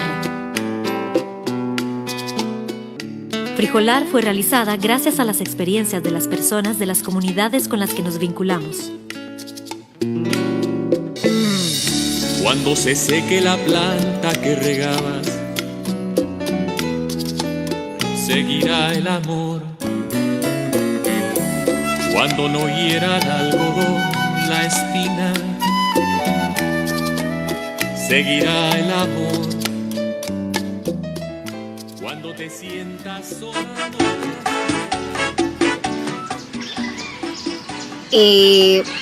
Yo me apunto, Lila, ¿cómo no? Ahora, no te digo que siempre voy a ir con vos, porque de ahí, con el oficio, el trabajo y los chiquillos me queda muy difícil. Pero sí me apunto. Yo te aviso. Saludes. Ay, qué lindo un frijolar, Lili. ¿Te acordás que en casa tuvimos? Me acuerdo de tu papá, tan bella persona. Yo te ayudo, por supuesto. Me decís si vemos cómo hacemos. No puedo ir todos los fines de semana. Es que estoy tan enredada con mami. Ya está muy perdidita y vieras qué duro. Pero de que te ayudo, te ayudo. En lo que puedo ayudarle, Lilianita, para servirle. Cualquier cosa me dice y yo le presto la herramienta. Ahí atrás tengo de todo. Pala, pico, carretillo, machete, hasta un rollo de alambre de púa. Pero bueno, púa no creo que ocupe porque el terreno es del banco. Lila, claro que sí, cuente conmigo. Yo le colaboro. Y si no, le digo a alguno de los chiquillos míos que le ayude. Todo el día pasan en el celular. ¿Has visto? Ni salen. Yo a esa edad pasaba en la calle, tirando flecha o bañándome en las pozas. O merengueando. Bueno, eran otros tiempos, Lilita. Otros tiempos. Vamos a ver si quieren esos confiscados. Voy a decirles si yo te aviso. Ahí tengo que pasar a la sodita. Bueno, que Dios los acompañe. A Liliana se lo habían dicho, desde siempre, desde carajilla. Su mamá se lo decía. Y la maestra de la escuela, la niña Mayrita, también se lo decía. Un chiquito de golfito era tan cochino, tan cochino, tan cochino, que le cayó un frijol en el oído y al cabo de una semana ya le estaba creciendo una mata con vainicas y todo. La vida funciona así, como esa hierba mala necia, insistente, que crece en las aceras. Dicen que los de la Muni alguna vez pasaron echando gramoxone, un veneno, un herbicida, pero eso no basta. La vida sigue, la vida persiste. Como la mata de frijol en la oreja de ese chiquito, como las matas de frijol en el terreno del banco que ya se ven, que ya tienen unos incipientes brotes. Zúñiga le contó que en la piñera ahora usan drones para fumigar. Es como un helicóptero chiquito, sin piloto, que pasa tirando veneno y veneno y veneno. Pero la vida es otra cosa. La vida resiste. Eso piensa Liliana. La vida siempre sigue. Por eso ella está convencida de que el terreno del banco y el terreno donde está la piñera y todos los terrenos del país, de alguna forma, son como una orejota enorme de un chiquito cochino donde podrían crecer muchísimas matas de frijol. Y si no, al menos son como un vasito de Gerber donde podemos contemplar la pornografía de la vida. Cachazudos, eso es lo que son acá. Pero todo el mundo, usted también, Zúñiga, tampoco se me haga el maje. ¿Qué tal? Al principio todos que sí, que muy lindo, que claro, Lilianita, que vamos, que la herramienta, que todo. Y acá estoy, déjame las manos, Zúñiga, echas leña. Y ni le cuento de la espalda. Y eso que yo he breteado toda la vida, hasta para palmear la masa me duelen las ampollas. pero van a ver, ese frijol lo saco porque lo saco. Y es que si tuviera Kevito, pero le agarró por matricular cursos en verano. ¿Por qué tanta precisa? Siempre le digo eso, y no es por ser malagradecida, Zúñiga. Está muy bien que Kevito estudie, y de verdad yo le doy gracias a Dios de que sea tan buen estudiante y tan bueno. Ya ahorita se me gradúa, le conté. Pero es que no todo en la vida puede ser estudio. No todos están en la U. Acá estaré ayudándome con el frijolar, pero no. Bueno, ¿y usted qué? ¿Cómo le va? ¿Cuándo va a ir a ayudarme? Vea, yo le doy apoyo moral. Termina el sábado y lo último que quiero es ver ese poco de eras y matas, aunque sea un frijol. Por cierto, ¿cuántas que le dejo? Ya me pagaron y yo no sé ni cuántas empanadas, casados y té de manzanilla tengo en la cuenta. De ahí, dejemos los 2 millones y listo. Eso es lo que me cobraron. Pero ni hablemos de eso porque me da grura. ¿Vio que lo de la gripe china se está poniendo más feo? Ahí estaba oyendo en las noticias y en la finca también dicen, pero ¿será verdad? Yo he oído como que es mentira y hay otra gente que dice que eso sale hasta en la Biblia. Y bueno, es que hay gente de todo, porque hay gente que dice hasta que hicieron el virus para que se murieran los pobres viejitos. Yo la verdad no creo nada de eso. De ser una gripe de esas así bien bravas. Eso y nada más. Si uno está bien de defensas, vea, no le pasa nada. ¿Usted qué cree? No, yo no sé nada, Zúñiga. Ahí oí que la cúrcuma es buenísima para las defensas. Cúrcuma, no es súrtula. No, esa es otra, usted sabe. Hace años no veo súrtula. La cúrcuma es como una yuca chiquitilla, como un jengibre más bien, ¿no la ha visto? La súrtula es como un palmito, ¿verdad? Un tío mío que le gustaban las matas, viera el montón que tenía. Parásitas y orquídeas. Siempre nos traía súrtula. Pero yo le digo de la cúrcuma, hombre. ¿Y cómo se come? Yo debería mandarme eso. Ahí en la piñera, cada vez que hay un resfriado, todo el mundo se pega. Es como para echarle al arroz, agarra color, como el achiote, pero amarillito. Y queda lo más rico. Voy a decirle a Kevito que me traiga, acá no se consigue. Un señor estaba sembrando, pero de ahí nadie le compraba. No es por tonta, deberías sembrar una matica ahí atrás. Eso pega facilito, como la albahaca y el tomillo. Kevin, hágame un favor. Ahora cuando viene, me trae un poquito de cúrcuma. No se le olvide, mi amor, que estés bien. Hay gente que también le echa el jugo de naranja.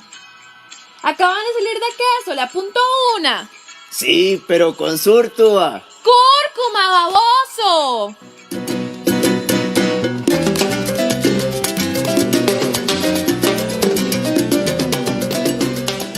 Frijolar es una producción de los proyectos TC 590, TC 666 y radioemisoras de la UCR. Este esfuerzo fue posible gracias a las y los estudiantes de Trabajo Comunal Universitario, al Centro de Investigaciones y Estudios Políticos, al programa Kioscos Socioambientales, al Decanato de Ciencias Sociales y a Manuel Monestel por su música. Agradecemos especialmente a las personas de los territorios que participaron del diagnóstico comunitario en el marco de la pandemia. Seguirá el amor. Seguirá el amor. Seguirá, seguirá, seguirá, seguirá. Seguirá el amor. Seguirá dando sombra eternamente. Seguirá el amor. Seguirá para siempre. Bueno, con estos 2 episodios de la radionovela tratábamos de recoger los sentires, las inquietudes, las dudas y las realidades de las personas con las que realizamos todo este diagnóstico, y les invitamos a que escuchen los otros frijolares. Y una vez más le agradecemos al sistema de radioemisoras de la universidad y a Fernando Mora Mora en especial por este trabajo. Creo que a partir de esto podemos ya ir generando un cierre de esta actividad y darle el pase a las intervenciones que quieran hacer las personas presentes. Entonces les voy a compartir de nuevo esto para poder hablar de las reflexiones finales alrededor de todo este proceso. Y bueno, quizá empezar diciendo que una de las cosas que nos parecen más importantes de rescatar es esta articulación entre las diferentes áreas sustantivas de la universidad. Es decir, que no solo la acción social puede trabajar de estas formas en conjunto con las comunidades, sino que también tenemos el reto de pensar cómo la docencia y la investigación también se articulan acá, que es muy importante todo el apoyo del CIEP dentro de este proceso, que también esta radionovela viene desde ahí, en conjunción con nuestros trabajos de TCU y con las otras iniciativas que traemos.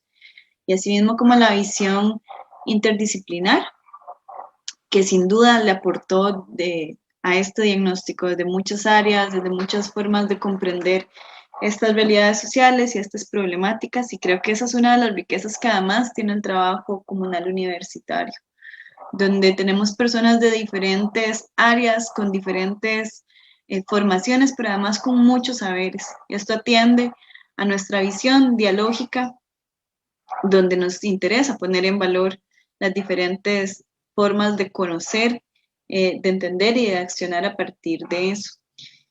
Y bueno, toda la potencialidad que como TCU tenemos para seguir trabajando en los territorios, seguir con las personas y de formar también profesionales que tengan otra sensibilidad, otra empatía, que conozcan las diferencias que hay en las distintas realidades del país y que puedan además ser personas que generen, que propongan, que discutan y que transformen desde otros lugares.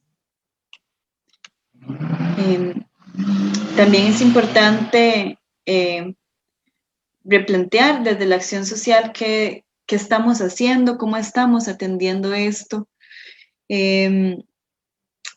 Pensar entonces cómo nos organizamos, cómo sumamos, cómo volvemos hacia los territorios, hacia las personas, cómo seguimos tejiendo estos vínculos de maneras distintas, de maneras más respetuosas, pero que además tengan esta vocación, como el mismo Estatuto Orgánico de la U lo dice, de transformar, de apoyar estos procesos de transformación, sin tomarnos el papel de líderes, pero sí cómo podemos atender. Ahorita hay reclamos, hay demandas, las personas nos siguen pidiendo que vayamos a los territorios, que vayamos a ver lo que está pasando con las nuevas piñeras, que necesitan apoyo en términos educativos, que la salud psicosocial, que todas estas afectaciones emocionales, ¿qué pasa con las personas? Y bueno, nos plantea toda esta reflexión sobre la pospandemia, sobre lo que sigue y cómo vamos a seguir construyendo y cómo vamos a ir haciendo esa transición que deberíamos pensarla y planificarla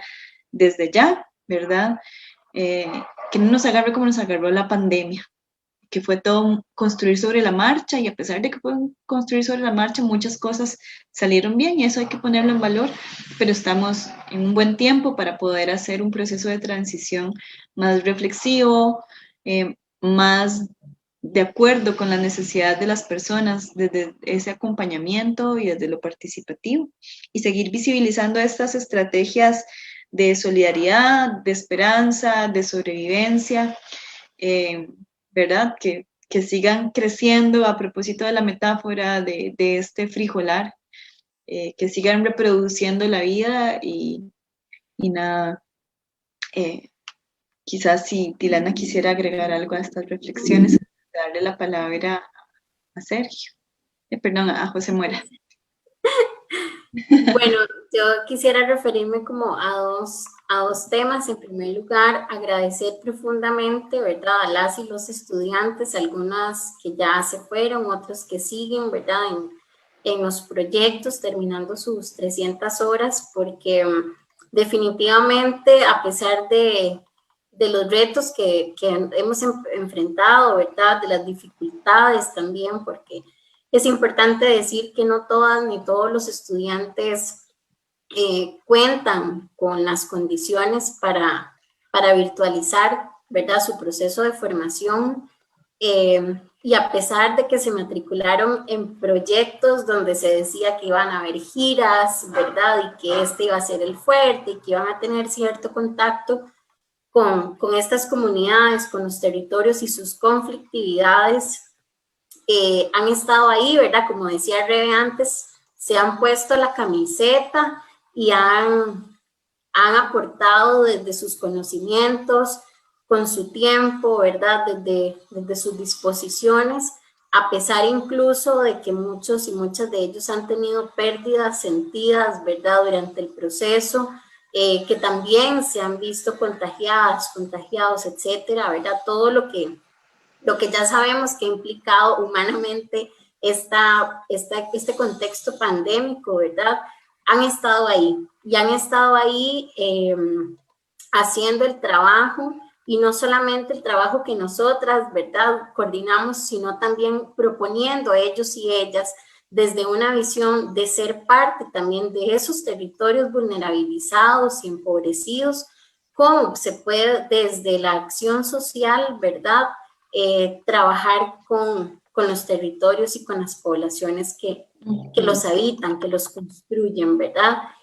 Y en ese sentido, referirme precisamente a este desafío que tenemos desde la universidad pública y desde la acción social, ¿verdad? Y yo creería, y nosotros lo reflexionamos, que en este proceso de transición, ¿verdad?, de camino a lo que sea una posible pospandemia o como sea que se empiece a configurar, es necesario que la universidad no construya estrategias desde la academia solamente, sino que sea desde una alianza intencionada con las comunidades, ¿verdad? Yo creo que es tiempo de que reflexionemos y que acerquemos a la universidad con las comunidades, no solamente desde un lugar de colaboración o de apoyo, sino también de articulación directa, de tejer, ¿verdad?, con esos hilos comunitarios y con los hilos de la academia, esas nuevas formas de enfrentar una realidad que definitivamente nos trasciende y nos interpela al cuerpo, a los territorios, ¿verdad?, al ser en sí mismo. Y bueno, también creo que otro elemento, otra reflexión es la importancia, ¿verdad?, y es casi como un llamado a las compañeras y compañeros que hacen acción social, que hacen investigación y que hacen docencia, para que intentemos generar estas articulaciones necesarias, interdisciplinarias, ¿verdad?, que nos permitan responder de una manera integral a las necesidades que el contexto amerita. Y bueno, también de nuevo agradecerles a todas las personas, ¿verdad?, a Rebe, a todas las personas que han sido parte de este proceso, que han aportado de una u otra forma. Yo también quiero agradecer muy especialmente a Isabel Avendaño, la decana, porque desde el día 1 que a mí se me ocurrió hacer esto, Isabel me dijo, hágalo, ¿verdad? Y esos como empujones ayudan mucho para decir, bueno, sí, entonces institucionalmente tenemos que hacerlo y es necesario, ¿verdad? Entonces, bueno, agradecerle mucho a Isa por esta posibilidad y por el apoyo que ha dado a este proceso. Y bueno, no sé si pasamos ya como a los comentarios. Por ahí Checho tenía la mano levantada, entonces le paso la palabra. Es súper rápido. Muchas gracias. Bueno, nada, buenos días, doña Marisol, Minor, Isabel, estaba por ahí Andrés también. Un gusto compartir con ustedes por acá. Y primero felicitar a Dilana y a Rebeca por este excelente trabajo. Me imagino que deben estar muy contentas ya de estar presentando los resultados de este trabajo tan intenso del que varias y varios formamos parte.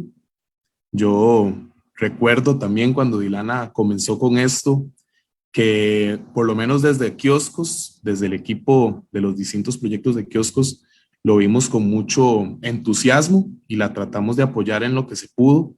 Tal vez no podíamos ir al ritmo intenso y apasionado de ustedes dos en este trabajo, que claro, ya viendo los resultados tiene todo el sentido. O sea, ustedes tenían muy claro lo que querían hacer y realmente lo mostraron. Yo tenía como algunas preguntas mientras ustedes hablaban y creo que el trabajo que ustedes realizaron logran responderlas, preguntas que nos hemos hecho desde kioscos, que son parte, ¿no?, del pensar una acción social comprometida, una acción social situada, como la que se hace no solo desde kioscos, también sé que desde el CIEP, conozco muy de cerca el trabajo del CIEP, se ha hecho, que es trabajar directamente con las comunidades, que es un poco pensar cómo llevar a cabo la educación popular desde la virtualidad, pensando que la educación popular es un trabajo tan sentido, tan afectivo. Creo que ustedes dan una propuesta muy interesante frente a esta pregunta. ¿Cómo pensar la brecha tecnológica desde la acción social? Algo que ha sido una discusión enorme. Se han pensado en tantas alternativas y sin embargo definitivamente es una cuestión estructural y tan grande que resulta ser muy difícil. Siento que ustedes también a través de estos podcasts, de estas infografías, también están aportando ante esa pregunta que nos hacemos desde los distintos espacios que hacemos acción social.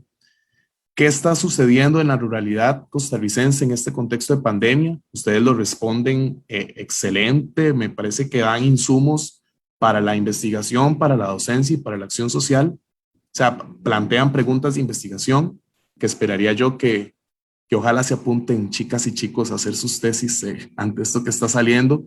Y frente a la acción social, que es más pensar en este vínculo universidad-sociedad, pues nos brinda un panorama, no sé si usar la palabra alarmante o preocupante, pero sí un panorama que nos da, digamos, posibilidades de trabajo o más bien un escenario donde tenemos que trabajar y priorizar, si se quisiera, que es finalmente lo que creo yo que ustedes también lo apuntan. ¿Qué podemos hacer desde la acción social? Ustedes mismas pues lo han ido respondiendo y en ese sentido pues me parece un excelente trabajo y de nuevo pues las felicitaciones del caso, y no quería pues intervenir pues mucho rato, entonces nada, eso sería. Gracias, Checho. Muchas gracias. Y sí, gracias también a todo el equipo de Kioscos por el apoyo y por el vínculo y por las fuercitas cuando creíamos que ya era demasiado. Gracias, de verdad. Y le paso la palabra a Isabel.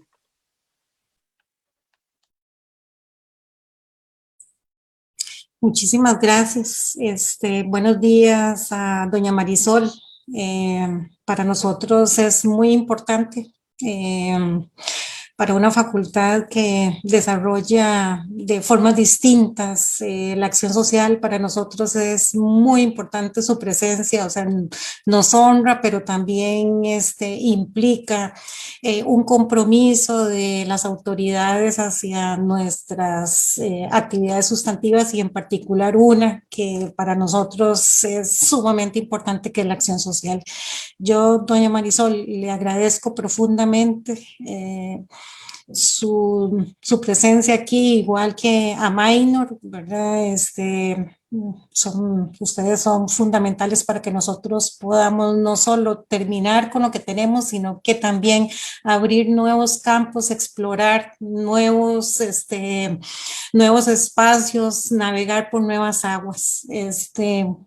Así que muchas gracias, porque también nos han permitido desenredar un poco los nudos que hemos tenido en los últimos 2 años, facilitarnos, digamos, a veces con cosas muy sencillas como una carta, pero nos facilitan el trabajo y sobre todo motivan a gente como Dilana, como Rebeca, como José y como otros colegas más que han estado realmente o tomaron la batuta para seguir con la acción social.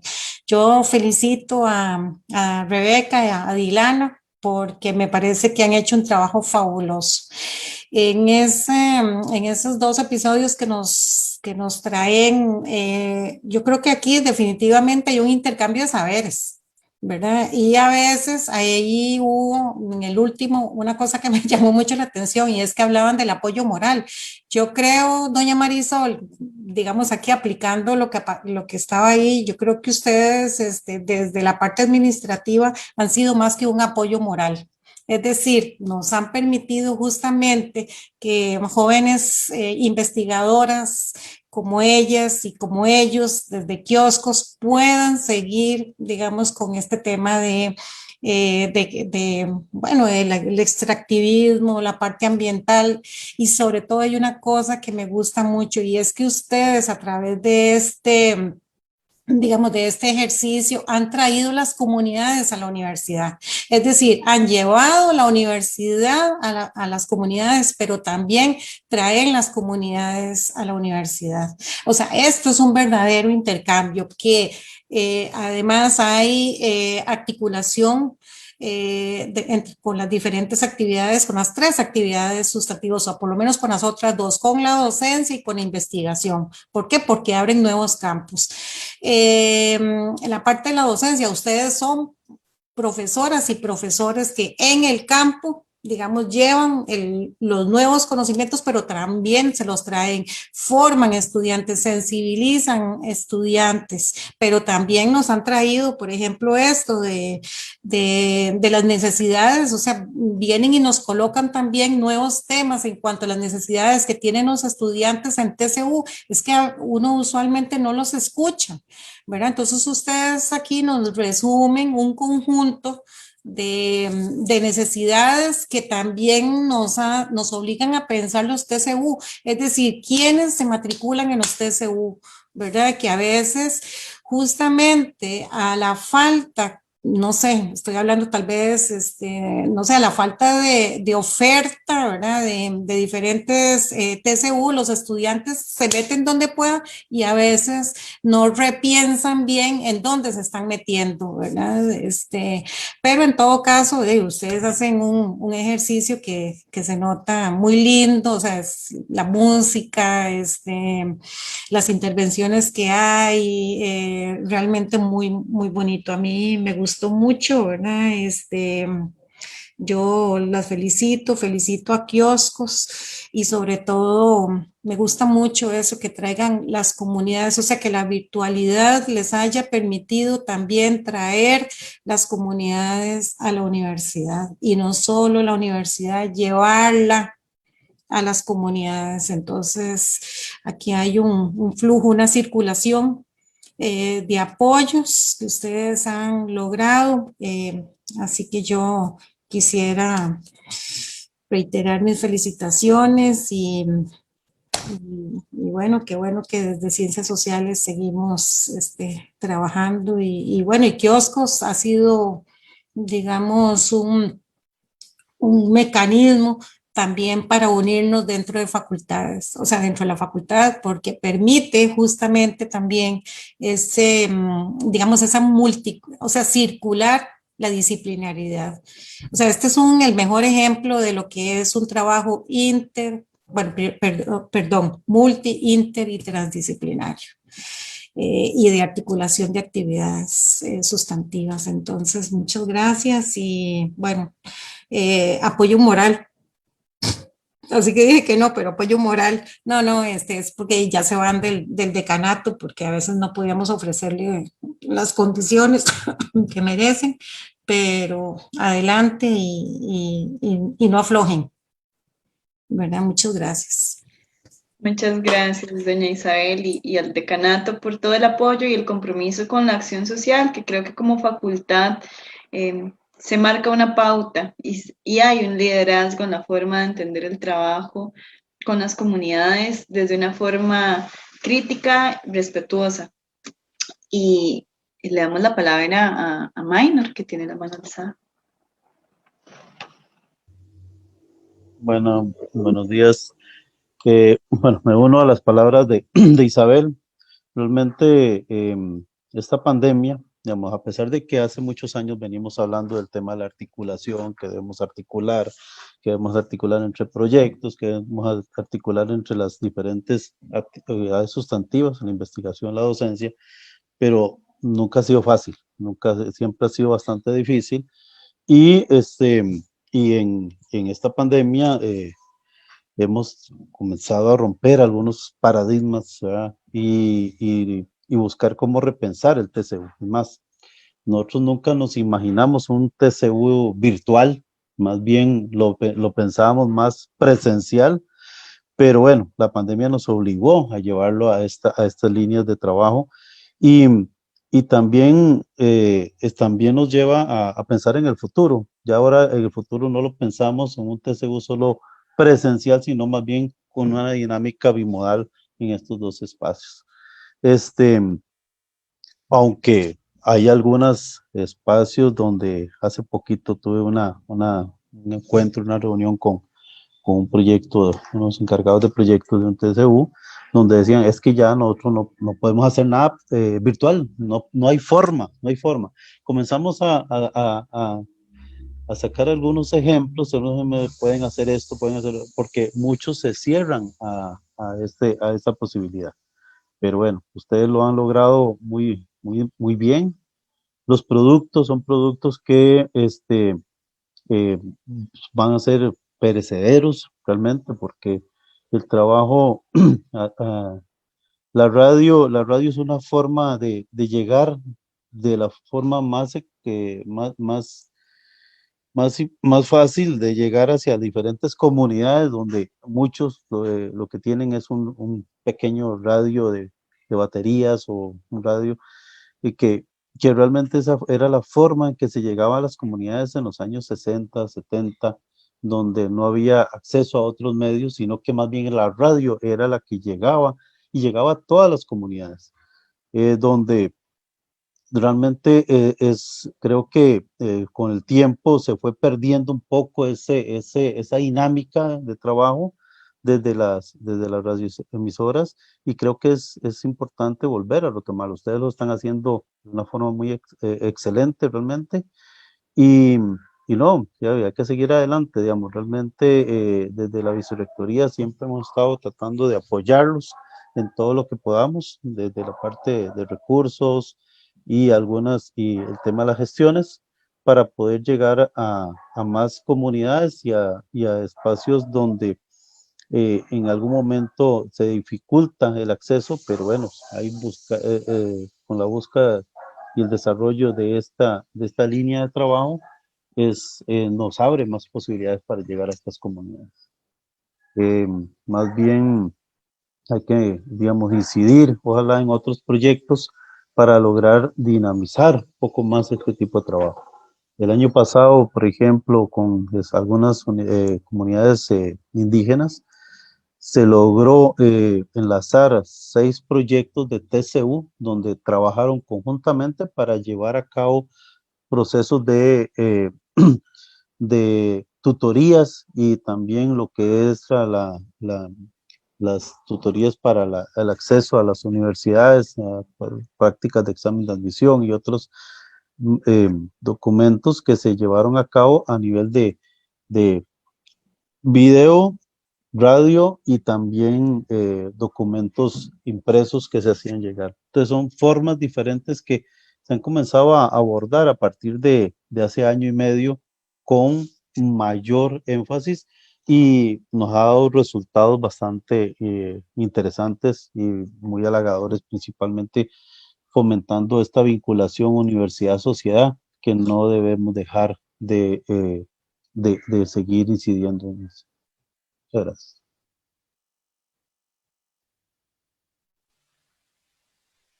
Muchas gracias a las tres por sus comentarios y bueno, y por sus felicitaciones. Yo creo que esto es un diálogo de saberes realmente, ¿verdad?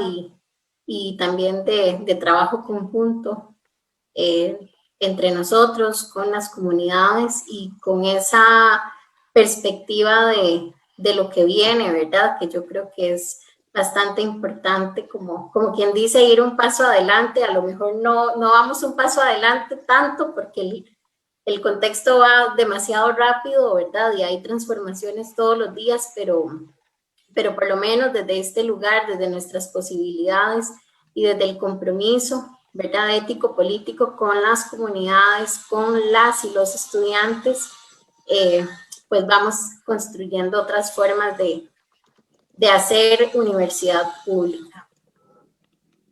Claro, y precisamente porque es desde estos espacios donde se defiende el quehacer de la universidad pública, no solo donde se defiende, donde le damos sentido. Entonces, pues, mantenerlos y recuperarlos también No sé si doña Marisol quiere dar unas palabras de cierre y con esto finalizaríamos la presentación de esta mañana. Doña Marisol.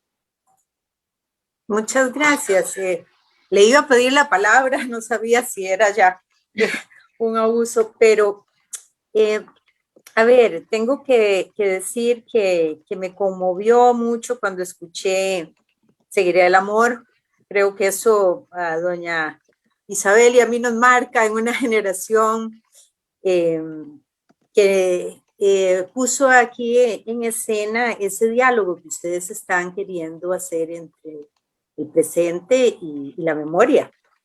Han hablado ustedes de cómo esta experiencia les permite conjuntar las tres actividades sustantivas de la vida universitaria. La docencia, los procesos educativos, educar. Yo estoy convencida de que eso es un verbo que se conjuga en el paradigma de la afectividad. La investigación es un ir hacia la búsqueda de esas huellas, de esos rastros, de esos pasos que dimos, es decir, de esa memoria. Y eso es lo que ustedes están haciendo. Y la acción social es el reconocimiento de ese otro. Entonces, todo esto está efectivamente en un plano que tiene que ver con lo afectivo, que tiene que ver con el amor. Y eso es lo que señalaban ustedes, a lo mejor queriendo o no queriendo, con esa canción, que puede ser que lo que yo diga ahorita para algunos suene como muy romántico, pero es que esa es la única herramienta que tenemos para la resistencia, o por eso que se llama resiliencia. Si no es por el amor, no hubiéramos podido mantener, digamos, viva la esperanza de los procesos que se han llevado hasta acá. Por eso decía que esa canción que nos remonta a tiempos que además eran nuestros primeros años universitarios, ¿verdad? Tiene que ver con ese sentir. Y ustedes hablan de la educación popular y casualmente Freire, que es un referente, ¿no?, de la educación popular,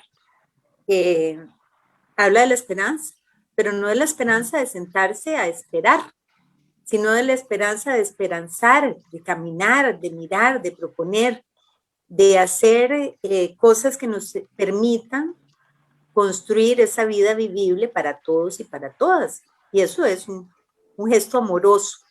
Y hay que trabajar en pedagogías del amor, hay que trabajar en pedagogías saludables, porque las pedagogías de la crueldad que están resucitando, o a lo mejor estuvieron ahí siempre y no hemos sabido cómo aplacarlas, están haciendo un protagonismo terrible en este momento que tenemos una regresión de derechos espantosa. Entonces yo sí me siento, como les decía, pues no solo conmovida de escuchar a la canción esta emblemática de una época, en la voz de Manuel, sino de entender, ¿no?, que es ahí donde tenemos que estar, porque es en ese gesto amoroso de reconocimiento de todos y de todas es que podemos avanzar y podemos respetar los derechos, en primer lugar el derecho a la educación pública. Así que muchas gracias y felicitaciones. Muchas gracias, doña Marisol, muchas gracias, doña Isabel, Minor, José, a Dilana también, por venir con esta idea y poder construir este proceso, y también a todas las personas que nos acompañaron durante esta mañana.